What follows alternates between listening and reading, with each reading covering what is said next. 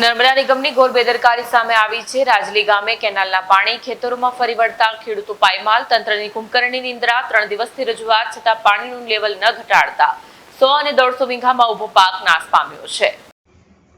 ડભોઈ તાલુકાના રાજલી ગામેથી પસાર થતી નર્મદાની સબ માઇનોર કેનાલમાં ક્ષમતા કરતાં વધુ પાણી છોડવામાં આવતા આસપાસના ખેતરોમાં જળબંબાકારની સ્થિતિ સર્જાઈ છે। કેનાલના 3 જેટલા કુવાઓમાંથી પાણી છલકાઈને બહાર આવતા અંદાજે 100 વીઘા જેટલી જમીનમાં વાવેતર કરેલો પાક પાણીમાં ગરકાવ થઈ ગયો છે।